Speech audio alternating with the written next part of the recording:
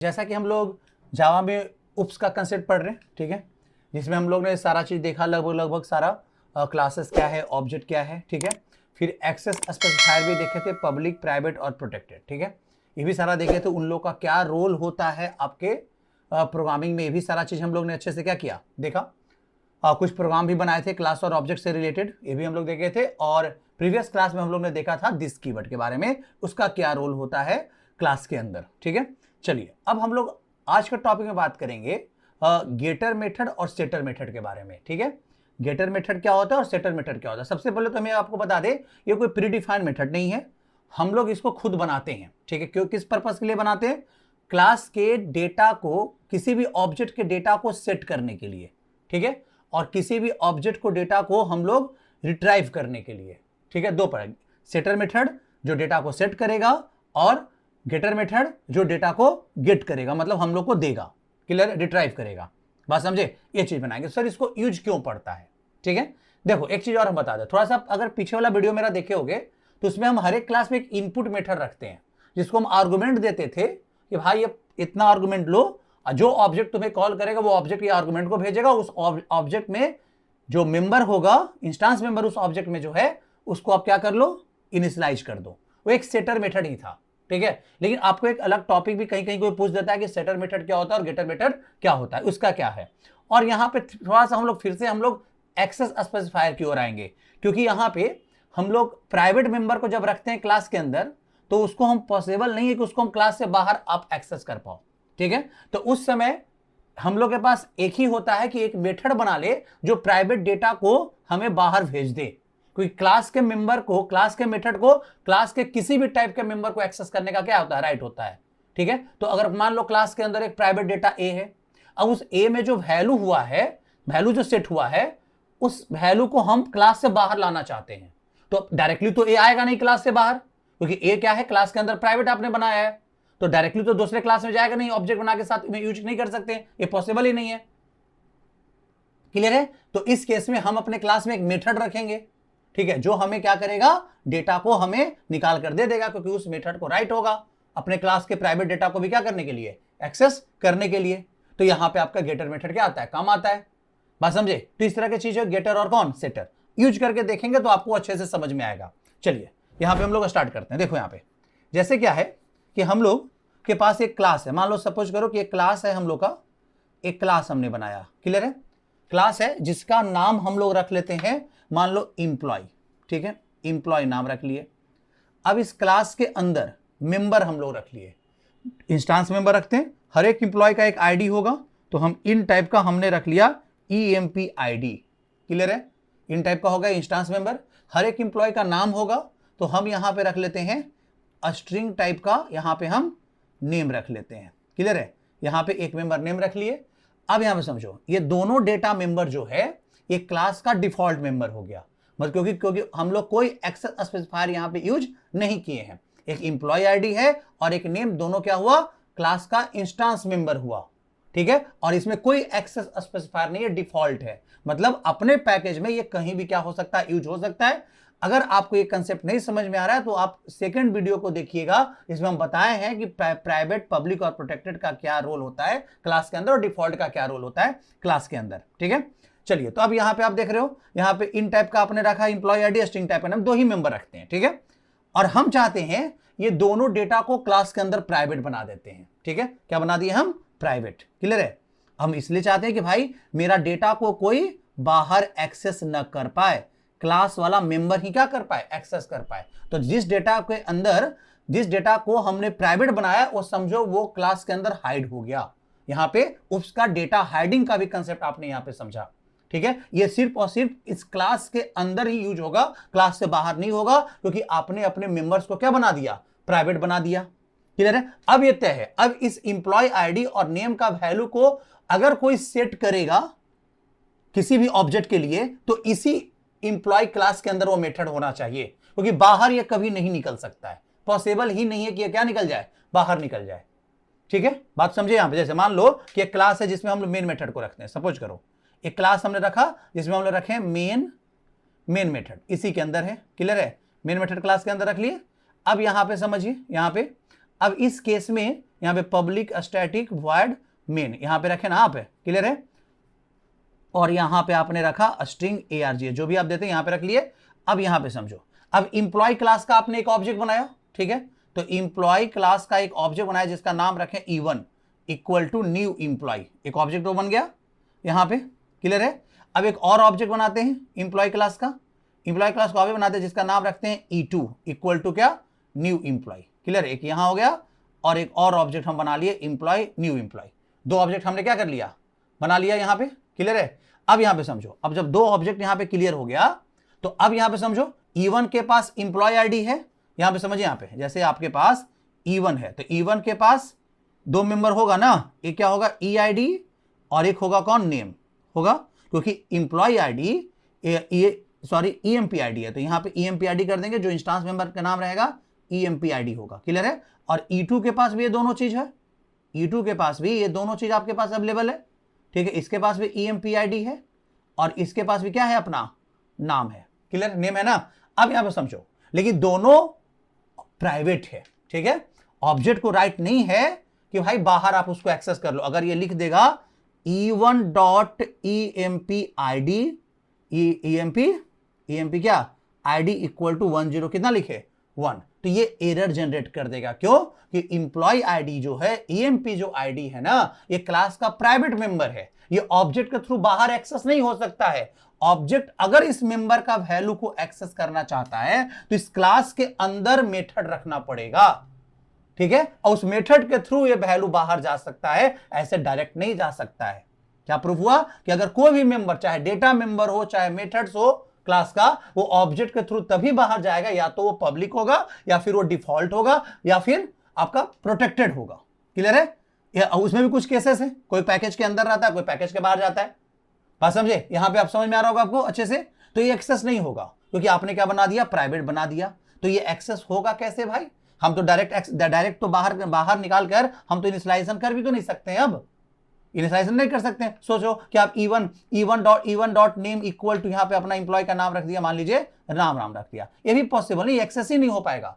कहेगा दोनों के दोनों मेंबर क्लास का जो है प्राइवेट है, जो आपके अंदर इंस्टांस मेंबर है, जो आपके अंदर स्पेस लिया, वो दोनों को दोनों मेंबर क्लास प्राइवेट रखा है, वो आप उसको डायरेक्ट एक्सेस नहीं कर सकते। कैसे के थ्रू एक्सेस कर सकते हैं, तो क्लास के फंक्शन के थ्रू एक्सेस आप कर सकते हैं। तो अब यहां पे अब पहला इंप्लॉय आईडी अपना EMP आईडी सेट करना चाहा, ठीक है, इंप्लॉय आईडी सेट करने का एक मेथड उसको देना पड़ेगा, नेम सेट करने का मेथड देना पड़ेगा, ठीक है, तो ये हुआ दोनों सेटर मेथड, क्लियर है, ये क्या हुआ, सेटर मेथड हुआ, जहां पे एक मेथड क्या सेट करेगा, इंप्लॉय आईडी, और एक मेथड क्या सेट करेगा, नेम। देखो हम बता रहे हैं, बस नाम हम बोल रहे हैं सेटर मेथड, जो हम इनपुट लेते थे, इनपुट मेथड में आर्गुमेंट देकर इनिशियलाइज करते थे, इससे पहले वाला क्वेश्चंस में प्रोग्राम में वो सब सेटर मेथड ही था, ठीक है। लेकिन अब यहां पे हर एक मेंबर को, हर एक इंस्टांस को अलग अलग यहां पे हम इनिशियलाइज करेंगे। इंप्लॉय आईडी इनिशियलाइज करने का अलग मेथड है, नेम इनिशियलाइज करने का अलग मेथड है, तो ये देना पड़ेगा यहां पे, क्योंकि ऑब्जेक्ट को डायरेक्ट एक्सेस कर नहीं पा रहा है अपने मेंबर को, डेटा मेंबर को, तो यहां पे इसलिए हम लोग को वो मेथड यहां अंदर देना पड़ेगा। देखो तो अब यहां पे क्लास के अंदर क्या रखेंगे, हम यहां क्लास में रखेंगे रिटर्न टाइप रखेंगे फंक्शन का वॉइड, और एक मेथड का नाम रख लेते हैं set employee ID EMP ID, clear है, और इसको हम आर्गुमेंट देते हैं, क्लियर, इसको एक इंप्लॉय आईडी देंगे, तो इंप्लॉय आईडी किस टाइप का आर्गुमेंट लेगा, EMP आईडी, क्लियर है। अब यहां पे देखो, और ये सेट करेगा, अब समझो, क्लास का मेंबर का नाम, इंस्टांस मेंबर क्लास का जो इंस्टांस मेंबर है, क्लियर है, उसका नाम इंप्लॉय आईडी, और मेथड जो आर्गुमेंट ले रहा है वो भी नाम क्या है, इंप्लॉय आईडी, क्लियर है, समझे, इंप्लॉय आईडी इसका भी नाम है। अब यहां पे समझो, दोनों का नाम अगर सेम होता था, क्या बताए थे हम, किससे आपको हटाना है, दिस कीवर्ड से क्या करना है, हटाना है, किससे, दिस कीवर्ड से, क्लियर है। तो हम लोग क्या लिखेंगे, हम यहां पे this dot EMP ID, this मतलब जो करंट ऑब्जेक्ट जो इसको कॉल किया है उसको ये पॉइंट कर रहा है, जो सेट EMP आईडी मेथड को कॉल करेगा उसका EMP आईडी यूज कर लेगा, और जो वैल्यू आपको दिया है वो इस EMP आईडी में आ जाएगा। ये हो गया सेट किए किसको, इंप्लॉय आईडी को। एक मेथड और हम बना लेते हैं, वॉइड, यहां पे रख दिए सेट नेम सेट करने का, ठीक है, और यहां पे हम स्ट्रिंग टाइप का हम क्या दे रहे हैं, आर्गुमेंट दे रहे हैं, ठीक है, यहां पे हम स्ट्रिंग टाइप का क्या दे दिए, आर्गुमेंट दे दिए, क्लियर है। और यहां लिख दिए क्या, यहां n रखे हैं, यहां नेम है, तो यहां दिस कीवर्ड यूज करने का कोई जरूरत नहीं पड़ता है। अगर ये भी नेम ही नाम का आर्गुमेंट रख लेता ये भी, तो क्या करना पड़ता हमको, दिस डॉट नेम के साथ नेम को इनिशियलाइज करना पड़ता है, लेकिन यहाँ पे नाम हम चेंज रख लिए तो यहाँ पे आपको डायरेक्टली यूज कर लो ना, दिस डॉट नेम यूज करोगे तो कोई प्रॉब्लम नहीं होता है, N name equal to N रख लो, ये भी कोई दिक्कत नहीं है। तो ये दोनों मेथड को हम लोग बोलेंगे सेटर मेथड, क्योंकि ये दोनों मेथड सेटर मेथड हुआ, जो ऑब्जेक्ट का मेंबर को सेट कर रहा है, जो ऑब्जेक्ट कॉल करेगा उसके मेंबर को। क्लियर है? तो गेटर मेथड क्या हुआ, तो हम चाहते हैं कि मेरा एक मेथड जो इंप्लॉय आईडी जब उससे मांगे हमें रिटर्न कर दे, ठीक है, और जब नेम मांगे तो हमें रिटर्न कर दे, तो वहां पे गेटर मेथड लगा लेते हैं। जैसे यहाँ पे, जैसे हमने यहाँ पे क्या लिखा, अब जब इंप्लॉय आईडी किस टाइप का, इंटीजर टाइप का, तो रिटर्न करेगा इंटीजर टाइप का, तो हम यहाँ पे रख लिए इन टाइप का रिटर्न टाइप, और हम बोले गेट आईडी नाम का एक क्या बना ले, मेथड बना ले। गेट वाला मेथड को आर्गुमेंट देने की कोई जरूरत है ही नहीं। क्लियर है? और इसको बोले कि आप रिटर्न कर देना किसको, ईएमपी आईडी को। क्लियर है? किसका ईएमपी आईडी रिटर्न करेगा, जो ऑब्जेक्ट गेट आईडी मेथड को कॉल करेगा वो, उसको। क्लियर है? अब यहां पे समझो, अब यहां पे आपके पास एक और मेथड इसके अंदर, इस क्लास के अंदर रख लेते हैं, वो है क्या, स्ट्रिंग टाइप का रिटर्न करेगा, जो नाम रिटर्न करेगा। तो गेट, हमको यहां पे लिखे गेट, यहां पे क्या रख लें, गेट नेम, ऐसे नाम रख लेते हैं, और यहां पे ऐसे रख रहे, और यहां पे हम रख दिए रिटर्न, आप कर दो किसको, नेम को। क्लियर है? तो इस क्लास के अंदर दो आपका सेटर मेथड हो गया, और एक क्या हो गया, आपका गेटर मेथड हो गया। ठीक है, बात समझे? अब ये क्लास बनकर तैयार है। अब यहां पे देखो, अब क्या है, जो दो ऑब्जेक्ट आपने बनाया है, ये तो काम करेगा नहीं, डायरेक्ट आप एक्सेस कर नहीं सकते हो। अब ये दो ऑब्जेक्ट जो आपने बनाया है, ठीक है, E1 और कौन, E2, जो आपने जो ऑब्जेक्ट बनाया है E1 और कौन, E2, दोनों के पास अपना अपना ही इंप्लॉय आईडी और नेम है, इंप्लॉय आईडी और नेम इसके पास भी है। क्लियर है? अब ये अपना इंप्लॉय E1 अपना इंप्लॉय आईडी को सेट करना चाहता है, तो डायरेक्ट ना सेट करके E1.empid तो कॉल नहीं कर सकता है, क्योंकि मेंबर क्लास का क्या है, प्राइवेट है। मेंबर क्लास का क्या है, प्राइवेट है। तो इस केस में क्या करेगा वो, इस केस में करेगा कि अपने क्लास का एक सेटर मेथड को कॉल करेगा, देखेगा क्या कोई मेथड है जो ये काम कर रहा है, उसको हम आईडी दे, मेरा आईडी सेट कर दे। तो यहां पे है एक मेथड जिसका नाम है सेट अंडरस्कोर empid करके, क्या है, एक मेथड का नाम अवेलेबल है। क्लियर है? एक यहाँ पे आपके पास मेथड का नाम क्या है, अवेलेबल है, इसको आर्गुमेंट दो, यहां पे डाल दिया वो आर्गुमेंट 101। क्लियर है? तो ये मेथड क्या करेगा, आर्गुमेंट ले जाके empid में डालेगा, 101 यहां पे दिया, और दिस डॉट empid, दिस मतलब जो ऑब्जेक्ट उसको कॉल कर रहा है, करंट ऑब्जेक्ट, तो E1 कॉल कर रहा है, तो E1 के इंप्लॉय आईडी में यहां आपको कितना इनिशियलाइज कर देगा, 101 सेट कर दिया। क्लियर है? यहां कितना कर दिया, 101 यहां सेट कर दिया। उसे उसका नाम भी सेट करना है, तो आपको क्या यूज करना होगा, E1 डॉट कौन सा, सेट नेम मेथड को क्या करेगा, कॉल करेगा। क्लियर है? और यहां पे ये उसका नाम डाला, मान लो नाम, नेम जो है स्ट्रिंग टाइप में ले रहा है, तो यहां पे राम हुआ, तो यहां पे एन में कितना कॉपी होके आ जाएगा, राम आ गया, आइए इन नेम में कॉपी कर दिया, इसके में यहां पे कितना स्टोर हो गया, राम स्टोर हो गया। तो अब तो क्लियर समझ में आ रहा होगा। अब E1 कहता है कि भाई मुझे अपना इंप्लॉय आईडी दो, तो आपको कौन सा मेथड कॉल कर लेगा, गेट आईडी। गेट आईडी देखो यहां पे, जैसे हम यहां पे लिख लिए रिटर्न, किस टाइप का रिटर्न कर रहा है, इंटीजर टाइप का, तो हम यहां पे लिखे एक इंटीजर टाइप का वेरिएबल ले लिए x। ठीक है, हमने क्या वेरिएबल लिया x, और यहां लिखा क्या, x इक्वल टू, क्लियर है, हमने क्या लिखा, x इक्वल टू, और यहां लिखे E1 dot gate ID method को क्या किया गया, कॉल किया गया, गेट आईडी मेथड को। हाँ समझे, गेट आईडी मेथड कॉल हो गया, तो x में आईडी किसका आ जाएगा, E1 का, मतलब कितना आ जाएगा, 101। अब आपको प्रिंट कराना, जो करना आईडी के साथ करते रहो। तो अब तो समझ में आ रहा हो गेट। उसी तरह से E2 अगर कॉल करेगा, set employee ID, empid method को कॉल करेगा, वो अपना इंप्लॉय, तो इसका सेट होगा। E2 अगर सेट नेम को कॉल करेगा, उसका सेट होगा। तो यहां पे ये दोनों हो गया सेटर मेथड, और ये हो गया गेटर मेथड। कब यूज करते हैं, जब ऐसा लगे कि क्लास का मेंबर अगर क्या हो, प्राइवेट हो, उसको बाहर नहीं निकाल सकते हैं, तो आप अपने क्लास के अंदर गेटर मेथड और सेटर मेथड रख दो, क्योंकि ऑब्जेक्ट उस मेंबर को वैल्यू तो एक्सेस करना चाहेगा ना। अगर नहीं रहेगा ऐसा, तो फिर मेंबर तो बाहर एक्सेस हो नहीं रहा है, तो वैल्यू कहां से इनिशियलाइज करेगा और कैसे इनिशियलाइज करेगा, ये तो जरूरी है ना।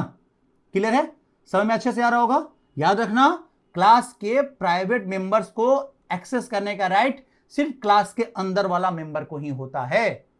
क्लियर है? अगर यहां पे अगर सेट empid मेथड को भी अगर हमने क्या बना दिया, ठीक है, सेट empid मेथड को भी हमने क्या बना दिया, प्राइवेट बना दिया, सेट empid मेथड को भी क्या बना दिया, प्राइवेट बना दिया, तो इस केस में क्या होगा, बात समझे। क्लियर है? यहां पे वो भी बाहर कॉल नहीं हो पाएगा फिर। ठीक है, आपका वो भी बाहर कॉल नहीं हो पाएगा। क्लियर है? समझ में आ रहा होगा अच्छे से। तो यहाँ पे आप देख पा रहे हो कि किस तरीके से गेटर मेथड का काम है और किस तरह से सेटर मेथड का क्या है काम है। क्लियर है? चलिए हम लोग इसको प्रैक्टिकल करके देखते हैं कि मेरा हो पा रहा है कि नहीं हो पा रहा है। चलो यहाँ पे आ जाओ, यहाँ पे हम लोग आ जाते हैं एडिटर पे, सबलाइन, ठीक है। और यहाँ पे हम अपना फाइल ओपन कर ले, अपना फोल्डर पहले ओपन कर लेते हैं। तो मेरा फोल्डर कौन सा है? तो मेरा फोल्डर है जावा प्रोग्राम, ठीक है। चलिए इसमें आ जाते हैं और यहाँ पे मेरा उप्स करके एक होगा, ठीक है यहाँ पे ऑब्जेक्ट ओरिएंटेड डॉट जावा, ठीक है ना। चलो इसी फाइल में हम क्या कर लेते हैं, अपडेट कर लेते हैं। चलिए यहाँ पे हमने क्लास बनाया, क्लियर है। यहाँ पे एम्प्लॉय क्लास बना लिए। एम्प्लॉय क्लास के अंदर हम अपने मेंबर को क्या बना दिए, हम अपने मेंबर को यहाँ पे इन टाइप का 2 मेंबर रखें, इंस्टेंस मेंबर, एक EMP ID रखें, क्लियर है, और एक रख लेते हैं यहाँ पे नेम, यहाँ पे नेम। अभी हम अपने मेंबर को ना पब्लिक दे रहे हैं ना प्राइवेट है, डिफॉल्ट है, ठीक है। चलिए मेन मेथड में आ जाते हैं। मेन मेथड क्लास का नाम उप्स रख देते हैं, ठीक है, और यहाँ पे मेन आ गए। अब यहाँ पे आ जाओ। अब इस केस में क्या करना है, अभी देखो यहाँ पे एम्प्लॉय क्लास का हम क्या बनाते हैं, ऑब्जेक्ट बनाते हैं। जैसे ऑब्जेक्ट का नाम E1 equal to new employ, object बना लिए। अब यहाँ पे देखो, और फिर हमने एक बनाया एम्प्लॉय E2 इक्वल टू क्या, न्यू एम्प्लॉय, क्लियर है। एक और बना लिए ना। चलिए यहाँ तक में कोई दिक्कत नहीं। अब यहाँ पे समझो, अब E1 के पास अपना एम्प्लॉय ID है, नेम है, वो डिफॉल्ट मेंबर है। वो क्या है, डिफॉल्ट मेंबर। और डिफॉल्ट मेंबर ऑब्जेक्ट के थ्रू एक्सेस होता है, अपने पैकेज में पब्लिक होता है, वो अपने क्लास से बाहर भी एक्सेस होगा। तो यहाँ पे E1 वो खुद से इनिशियलाइज कर सकता है उसको। जैसे क्या, E1 डॉट यहाँ पे हमने लिख दिया क्या, EMP_ID। E1 में जो EMP_ID है उसका कितना है, 101, क्लियर है। और यहाँ पे हम E2 डॉट EMP_ID में हम लिख दिए कितना, यहाँ पे मान लीजिए 10 कितना 2, ऐसे लिख दिए। फिर E1 डॉट यहाँ पे नेम में डाल दिया, यहाँ पे जो उसका नाम है एम्प्लॉय का, यहाँ पे डाल दिए राम, मान लीजिए यहाँ पे क्या डाल दिए, राम पुट कर दिए। और यहाँ पे हम E1 डॉट हमने क्या डाल दिया, नेम में हमने डाल दिया क्या, यहाँ पे मोहन, क्लियर है। यहाँ पे हम लोग इस तरीका से एक्सेस कर लिए, क्लियर है, समझ में आ रहा होगा सबको। अब यहाँ पे समझो, अब यहाँ पे प्रिंट, ये एक्सेस भी कर सकता है ना, इनिशियलाइज कर लिया।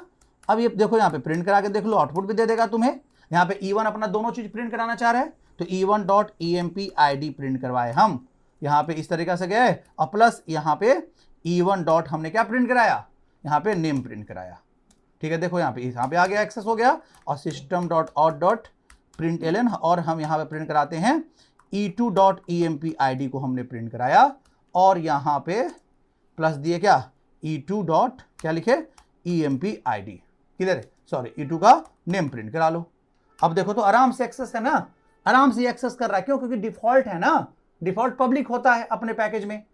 अपने पैकेज का वो किसी क्लास में एक्सेस हो सकता है, क्योंकि मेंबर को हमने प्राइवेट बनाया नहीं। यहाँ पे देखो कोई प्रॉब्लम नहीं, आराम से एक्सेस हो जाएगा, ठीक है। देखिए यहाँ पे, चलिए यहाँ पे हम लोग यूज करते हैं इस तरीका से और आ जाते हैं अपने कमांड प्रॉम्प्ट पे, ठीक है। चलिए देखिए यहाँ पे आ गया डी ड्राइव में, यहाँ पे आपका है CD जावा 12, जावा आपका है प्रोग्राम, जावा प्रोग्राम फोल्डर, ठीक है। और यहाँ पे लिखे क्या, जावा, क्लियर है। और यहाँ पे लिखते हैं हम फाइल का नाम, फाइल का नाम क्या है, तो भाई उप्स डॉट जावा फाइल का नाम है, ठीक है। देखो आ रहा है यहाँ पे एक E2 के साथ एक हम लोग थोड़ा मिस्टेक कर लिए हैं, वो क्या है E21 लिखा गया, यहाँ पे सिर्फ E2 लिखाएगा ना। देखिए यहाँ पे आ जाओ और यहाँ पे देख लो, आ रहा है एक्सेसिबल है, ठीक है। अब यहाँ पे 1012 का सर नाम में क्या आ रहा है भाई, नल आ रहा है। क्यों? बाय डिफॉल्ट स्ट्रिंग का वैल्यू नल होता है, शायद हम लोग इनिशियलाइज नहीं कर पाए क्या, तो यहाँ पे नहीं ना कर पाए थे यहाँ पे। तो E2 डॉट नेम में मोहन डालो तो हो जाएगा, ठीक है। चलिए यहाँ पे अब यहाँ देख लेते हैं, चलिए यहाँ पे आ गया ना, दोनों इनिशियलाइज है। लेकिन अगर कोई कहा कि आप अपने मेंबर्स को क्लास के अंदर प्राइवेट रखिए, और जनरली डेटा मेंबर प्राइवेट रखा जाता है क्लास के अंदर, क्यों? क्योंकि हम नहीं चाहते हैं कि मेरा मेंबर को कोई दूसरा एक्सेस कर पाए, ठीक है। मेरे मेंबर्स को हम चाहते हैं कि क्लास के अंदर हाइड रहे और सिर्फ क्लास के अंदर वाला मेथड के साथ ही क्या हो, यूज हो। तो इस केस में आपको अपने मेंबर को प्राइवेट बनाना पड़ेगा। अब देखो यहाँ पे हम क्या बना दिए, प्राइवेट बना दिए, इसको भी प्राइवेट बना दिए और इसको भी क्या बना दिए, प्राइवेट बना दिए। अब यहाँ पे समझो, जब यहां पे आपको हम प्राइवेट बना दिए, अब जैसे ही हम इस कोड को रन करवाएंगे, आप देखो यहां पे एरर जनरेट कर देगा, कहेगा कि प्राइवेट मेंबर क्लास से बाहर आप एक्सेस नहीं कर सकते हो। देखो यहां पे आ गया, देखो कितना सारा एरर आया। देखो EMPID has private access in employ मतलब क्लास का नाम। EMPID हैज यहाँ पे देखो E2 के लिए भी आया, नेम के लिए भी आ रहा है ना। जहां जहां यूज किया गया है ऑब्जेक्ट के साथ, उसके साथ एरर है, 8 एरर दिखा रहा है। क्यों? क्योंकि भाई वो मेंबर अब प्राइवेट बन गया, पहले डिफॉल्ट था, अब डायरेक्ट एक्सेस कर लो। लेकिन अब कह रहा भाई प्राइवेट बना दिए हो तो ऑब्जेक्ट तो ये कहेगा ना कि भाई हमको तो कुछ ऐसा सुविधा दो जिससे हम अपना वैल्यू उसमें हम इंसर्ट कर सके, सेट कर सके। ठीक है, तो हम उसको बोलेंगे कि देखो हम अपने क्लास में एक सेटर मेथड रख देंगे। क्लियर है? जो तुम जिस ऑब्जेक्ट का मतलब जिस मेंबर का वैल्यू तुम एक्सेस करना चाहते हो उसी नाम का हम आपको क्या रख देंगे, मेंबर्स रख देंगे, मेथड्स रख देंगे। ठीक है, अब उसको कॉल करो, उसको हम प्राइवेट नहीं रखेंगे, उसको तुम कॉल कर सकते हो, लेकिन डायरेक्ट तुमको हम एक्सेस करने नहीं देंगे। क्लियर है? समझ में आ रहा होगा सबको? अब यहां पे देखो, तब यहां पे कैसे करेंगे, इसको हटा देते हैं क्योंकि ये कोड हम लोग को अब काम का नहीं है। ठीक है, प्राइवेट रखने के बाद क्या चेंजेस हुआ था अब समझ में आ रहा होगा। अब यहां पे आ जाओ, अब इस केस में हम क्या करते हैं इसको थोड़ा सा समझ लेते हैं। देखो यहां पे हम क्या रख लेते हैं, एक मेथड रखते हैं जिसका नाम रख लेते हैं रिटर्न टाइप वॉइड और सेट यहां पे सेट आईडी करके हम क्या रख ले, मेथड रख ले सेट आईडी। ठीक है, और इसको हम आर्गुमेंट देते हैं इन टाइप का EMPID दे दिए। ठीक है, आर्गुमेंट यहां पे दे दिए। अब आपको यहां पे देखो फिर से आपका आर्गुमेंट क्या है, सेम है। EMPID क्लास का भी मेंबर है और EMPID मेथड का आर्गुमेंट भी है। ठीक है, सेटर मेथड का आर्गुमेंट भी है। तो यहां पे हम किससे हम दोनों को अंदर दिखाएंगे, दिस से। दिस आपको बताएगा ये क्लास का मेंबर है, जो ऑब्जेक्ट कॉल कर रहा है उसमें एक्सेस, उसके मेंबर को तुम एक्सेस करो जो करंट ऑब्जेक्ट कॉल कर रहा है। ठीक है, तो यहां पे दिस डॉट क्या लिखे, नेम इक्वल टू, नेम नहीं, this dot EMPID equal to हम क्या लिखेंगे यहाँ पे, EMPID। ऐसे हो गया, ये सेट कर दिया किसको, एम्प्लॉय आईडी को सेट कर दिया। अब यहां पे हम लिखे वॉइड टाइप का रिटर्न होगा और यहां लिखेंगे क्या, यहाँ पे सेट नेम मेथड को कॉल करेंगे और यहां पे हम लिखेंगे स्ट्रिंग टाइप का और यहां पे क्या लिखेंगे हम नेम। यहां भी सेम आर्गुमेंट नाम है, आर्गुमेंट का नाम भी सेम, इंस्टांस मेंबर का नाम क्या हो गया, सेम हो गया। तो हम क्या लिखेंगे, this dot name equal to name. ऐसे कर लेते हैं, कोई दिक्कत नहीं है।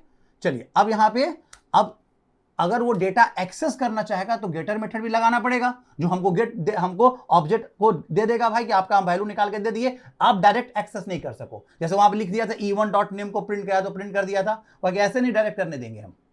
ठीक है, तो हम क्या करेंगे भाई, तो हम यहाँ पे जिस टाइप का मेंबर को रिटर्न करना, रिटर्न टाइप मेथड का वही रखेंगे। इंप्लॉय आईडी रिटर्न का, तो इंप्लॉय आईडी किस टाइप का, इन टाइप का है। यहाँ पे लिख देंगे गेट, यहाँ पे गेट आईडी करके एक मेथड बना दिए। ठीक है, और इसको बोलते हैं कि भाई आप रिटर्न कर दो किसको, आप EMPID को रिटर्न कर देना, उस इंप्लॉय आईडी को जो ऑब्जेक्ट कॉल किया है उसका रिटर्न कर देना। ठीक है, अब यहाँ पे देखो, फिर यहाँ पे ये अब स्ट्रिंग टाइप का रिटर्न करवाते हैं क्योंकि नेम स्ट्रिंग टाइप का है, और गेट यहाँ पे क्या रख ले, नेम मेथड कॉल कर ले। ठीक है, और यहाँ पे इसको हम बोले कि भाई आप रिटर्न कर दो क्या, यहाँ पे नेम को रिटर्न कर दो। क्लियर है, समझ में आ रहा होगा अच्छे से।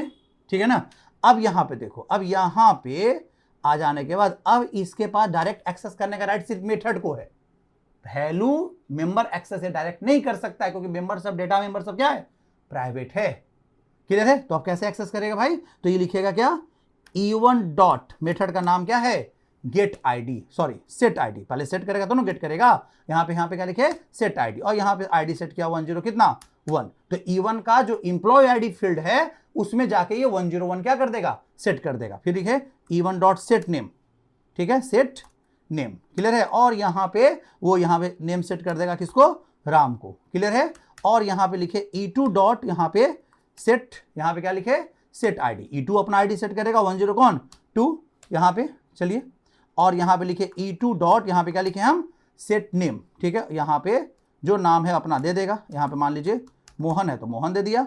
चलिए यहाँ पे आ गया ना 101 102 दोनों सेट, E1 E2 दोनों अपना सेट कर लिया। अब आपको उससे लेना है वैल्यू तो आप रिट्राइव करवा लो, प्रिंट करा लो, डायरेक्टली प्रिंट करा लेते हैं। चलो, हम ना तो किसी वेरिएबल में रिसीव कर सकते हैं, और डॉट प्रिंट एलन। ठीक है, यहाँ पे प्रिंट एलन, यहाँ पे क्या रखें, यहाँ पे हम रखते हैं ऐसे, देखो यहाँ पे हम लिखते हैं E1 डॉट मेथड का नाम कौन है, गेट आईडी। तो गेट आईडी मेथड रिटर्न कर रहा है ना, रिटर्न करो, डायरेक्टली हम क्या बोले, प्रिंट करा देना। ठीक है, और स्पेस दे दो, और फिर यहाँ पे E1 dot gate name method को कॉल कर, जो नेम रिटर्न करता है वो प्रिंट हो जाएगा। मेथड कॉल कर लिए, ये दोनों आर्गुमेंट ले नहीं रहा है, तो कोई दिक्कत नहीं है, समझे। और यहाँ पे लिखे हम, यहाँ पे सिस्टम डॉट आउट डॉट क्या println, ठीक है। और यहाँ पे इसी तरह से काम करेगा, e2 डॉट यहाँ पे गेट आईडी, ठीक है। चलो ये अपना e2 का आईडी आ जाएगा और फिर स्पेस हम दे देते हैं प्लस e2 डॉट यहाँ पे क्या लिखे गेट नेम, ठीक है। यहाँ पे इसका आ जाएगा, समझ में आ रहा होगा अच्छे से। अब देखो करके, तो अभी e1 e2 जो ऑब्जेक्ट है वो अपने मेंबर को एक्सेस कर लिया, लेकिन मेथड के थ्रू डायरेक्ट नहीं, डायरेक्ट इसलिए एक्सेस नहीं कर पा रहे क्योंकि मेथड मेंबर जो है, डेटा मेंबर जो है, उसको हम क्या बना दिए हैं, उसको हम बना दिए हैं प्राइवेट, डेटा को हाइड कर दिया गया है। क्लियर है। चलिए अब हम लोग इसको रन करवा के देखते हैं काम मेरा हो रहा है कि नहीं। देखो तो यहाँ पे स्क्रीन क्लियर कर लो पहले, और यहाँ देखो, यहाँ पे आ जाओ, देखो आ गया, देख रहे हो ना कितने अच्छे से आ रहा है, कोई दिक्कत हो रहा है, समझ में आ रहा होगा सबको अच्छे से। तो ये चीज आप यहाँ पे देख पा रहे हो क्या कि किस तरीका से गेटर मेथड काम करता है और किस तरीका से सेटर मेथड काम करता है। बस अगर कोई तुमसे ये पूछे कि क्लास के प्राइवेट डेटा को क्लास से बाहर कैसे ले जा सकते हैं, ठीक है, तो आपको बोलना क्या है कि आपको सर अपने क्लास में एक गेटर मेथड रखिए और उस गेटर मेथड को बोलिए कि ये वाला वैल्यू रिटर्न कर दे, ठीक है, तो वो आप बाहर चला जाएगा, डायरेक्ट बाहर नहीं जा सकता है। कोई भी मेंबर्स, क्लास के अंदर वाला मेंबर्स क्लास के अंदर कहीं यूज होगा, बाहर जाने में ही एक्सेस स्पेसिफायर का रोल होता है। कौन बाहर जाएगा, कौन नहीं जाएगा, कौन पैकेज से बाहर जाएगा, कौन सिर्फ पैकेज के अंदर रह जाएगा, यही इसका रोल होता है पब्लिक, प्राइवेट, प्रोटेक्टेड और क्या डिफॉल्ट का। क्लियर है। तो आई होप कि आपको समझ में आ गया होगा गेटर मेथड और कौन सेटर मेथड, ठीक है। फिर मिलते हैं हम लोग नेक्स्ट वीडियो में।